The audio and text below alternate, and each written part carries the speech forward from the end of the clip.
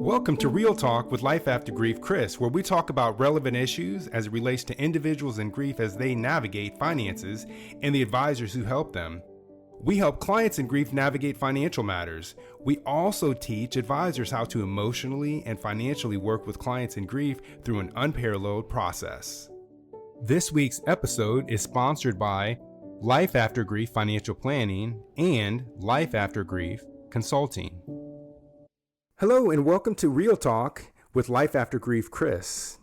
What is Real Talk with Life After Grief Chris? It is a blog to give folks hope and support for life after grief, and hopefully a little education along the way. Let me go into some of my background and real life experience, and some of this will make sense.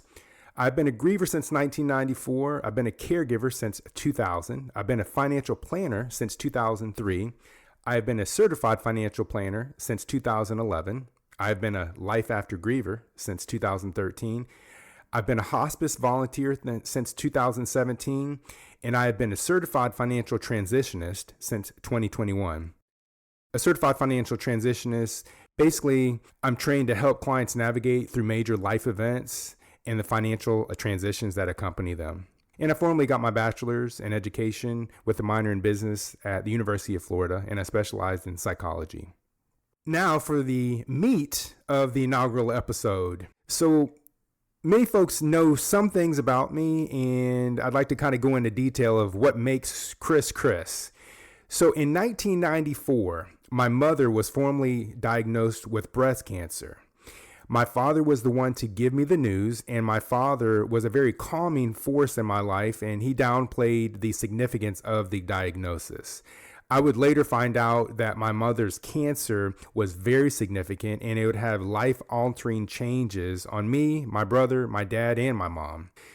So in 1994, after I graduated from high school, I went off to college, and shortly thereafter, my mother and father separated. They didn't separate because they wanted to. They separated because my mother's cancer was progressing at a rapid pace. She went to MD Anderson in Houston because it was recommended that she have a bone marrow transplant along with the radiation and chemotherapy. And you can imagine what I felt like and what my father felt like, and my brother, who was in the Midwest, he felt completely helpless. And I had feelings of despair. I was crying. I was depressed. My dad's feelings, he was very depressed and he felt very alone. And there was one time he called me, and it was out of his character, and he asked me to come home. And he was crying on the phone, and he just I felt that he was in a moment of despair and didn't know, where to turn. So he turned to me. I went home and we walked through a lot of things.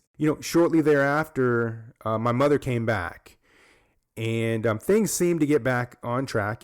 Things that I visually saw of my mother, she lost all of her hair and she was very weak, but she seemed to gather her strength for the next couple of years. And shortly after I graduated, before 2000, I had started noticing some odd behavior from my mother. My mother seemed to, either forget things, or she would seem to really exaggerate on things that are transpiring. I remember very distinctly one time that she said that her and my father were going to get a divorce. My parents were married for 40 years, and that was the furthest thing from my mind and really my father's mind. But I also realized my father was becoming increasingly agitated with my mother. My father was a very patient person. So in the year 2000, I was well into my career, and I was a manager at a local Bank of America here in Orlando. And I got a call from my father. And what transpired from that phone call would forever change the trajectory of all of our lives. The cancer was one thing, but this next event really changed things. My mother was at a medical provider and was having what I would call a psychotic episode.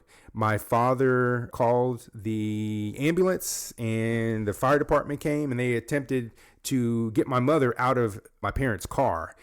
And no one could get her out of the car, and my father asked me to come. And I got there, and my mother was just speaking basically in tongues is the best way I could describe it.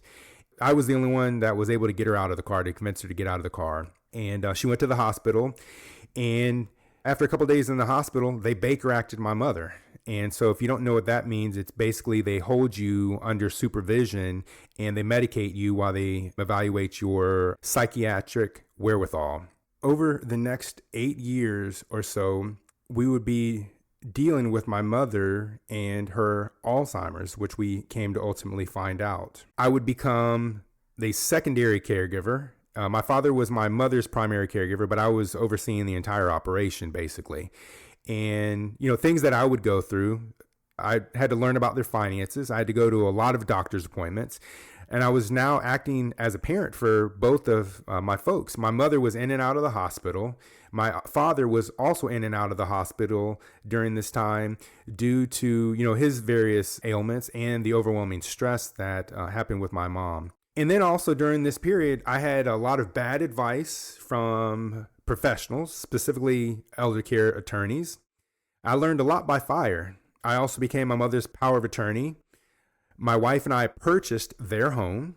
We did that in anticipation of my parents running out of money and to avoid any conflict with my brother, in regards to any assets that were left over.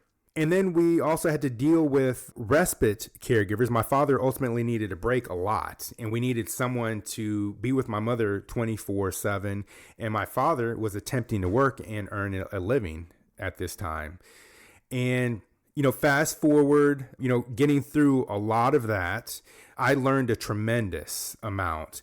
One of the things that I took away was ultimately how to recharge, how to separate myself from situations, and then how to be extremely efficient at time management. You can imagine all of those things were wrapped up into one.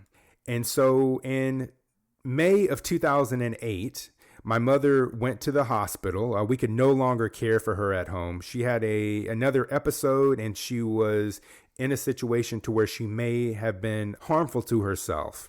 And as a result of going to the hospital, she was placed in a nursing home. So we also had to figure that out very quickly. And then the expense that came along with the nursing home that we selected was $5,000 a month.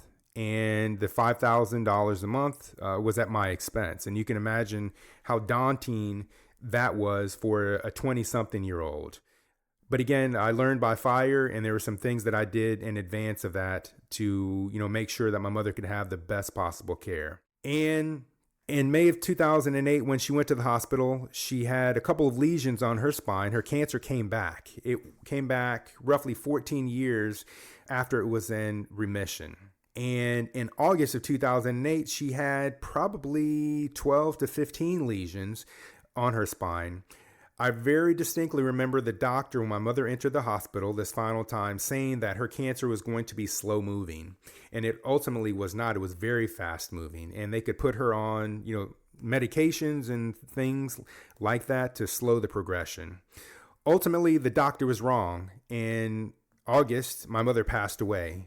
And some of the other decisions and the information that I found out was my mother didn't want to be on life support. We had a family meeting to discover that, nor did my father.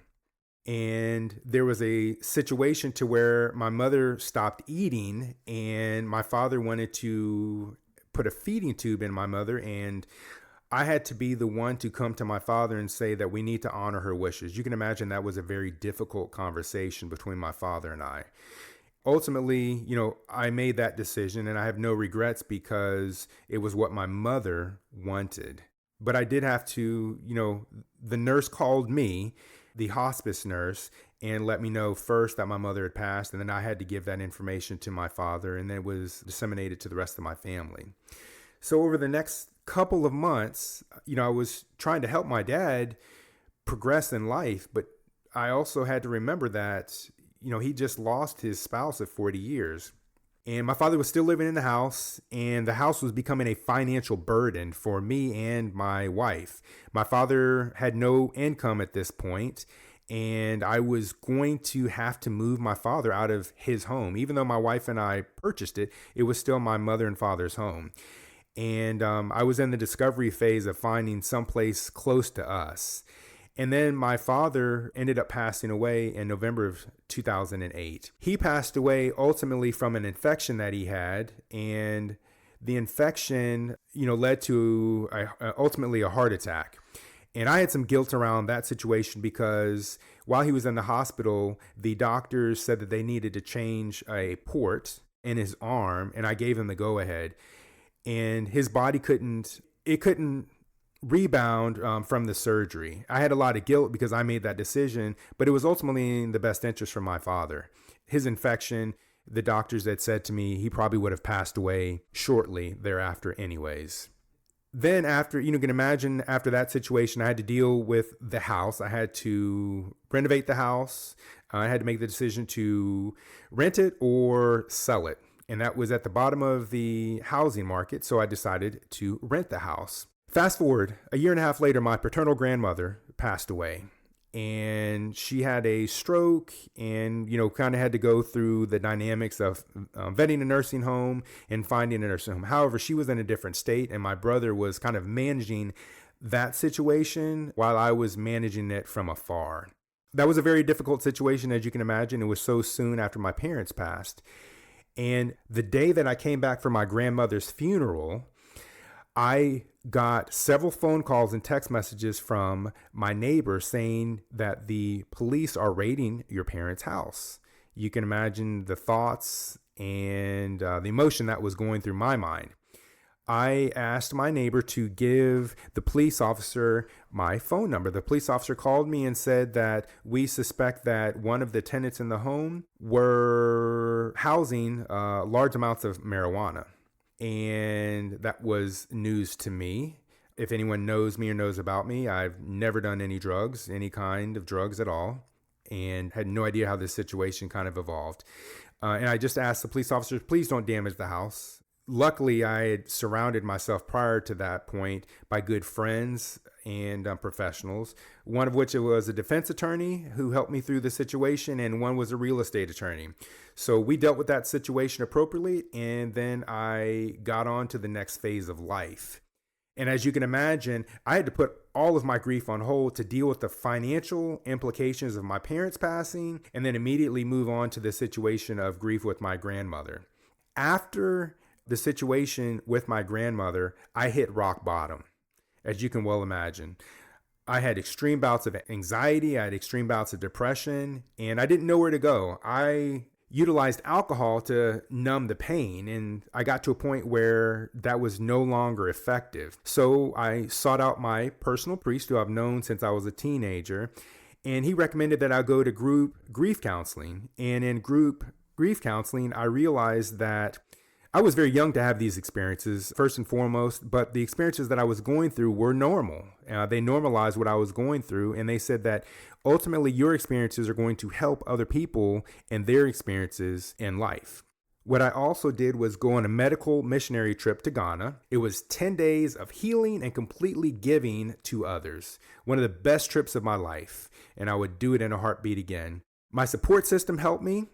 I had a lot of people that I needed to say sorry to. I affected a lot of people during that time of my anger, pain, negatively. And I also went on a church retreat focusing on men. And I was very introspective in my life and, my focus in life and what I need to do to help other people. I also began journaling during this time, which was a relief from some of the anxiety that I felt. And I still do that today if I reach situations that I need help through. So all of this set me up for what I would say was the hardest grief situation in my life. My wife and I were expecting twins. And in 2012, one of my twins was born early. And he ultimately did not survive. If you know anything about twins, once one twin is born, the other twin normally follows. And it was a situation to where my second son, he didn't want to leave the womb. He came, I think he was about a week late, and he was a medical miracle. That was my wife and I's first experience with life after grief. My son Eli, who was a twin who is living, his name has biblical significance. And then we had our third son 2 years later, Gideon, and he, further exemplified our life after grief. And my wife and I never looked back. And you can imagine there were several grief decisions that I had to make and, my wife had to make. And probably one of the hardest situations, the most heart-wrenching decisions my wife and I had to ever make was to tell our boys about their brother. And their response was so emblematic of everything that we went through. They simply said, "Why didn't you tell us earlier?" My wife and I learned a lot about ourselves and how each other grieves at that moment. And it brought us as a family a lot closer together. And we talk about my oldest son, who is no longer with us. His name is Christopher Clores. It really brought things with grief full circle. And, now I use my experiences, my knowledge, and my education to help grieving families and, frankly, their advisors overcome obstacles so they too can experience life after grief. And ultimately, these experiences have led me to this blog. And, I really want to help other people to experience what I've experienced. I've had a long road, and not every day is rosy, but I continue to fight through, and I have a tremendous support system. God first and foremost, my family, my friends. You may have pulled out some things from this podcast, like financial decisions in times of grief, support systems experience, recharging, self-help, resources and tips, and frankly, resiliency. And I've utilized a lot of that information for future podcasts. Some of the ones in the future that you can, expect to hear. How do I grieve? Normalcy and timelines. What to say and what not to say to a griever. Elder care, helpful hints. Family dysfunction. Vetting the dreaded nursing home. The sandwich generation. And then in each of the podcasts, there are going to be various links to specific information and where to get them. Those are just some of the podcasts that you can look forward to. Hopefully, my experience and education can go to help you through your experience through grief. And also, if you're an advisor, and you have nowhere to go to help your client, you can start here. You can really find ways to help your client navigate grief. I really hope you learn a lot along the way, and I hope you enjoy the ride. And please feel free to share this podcast or any ones to come with your family, friends, or colleagues. See you on the next episode.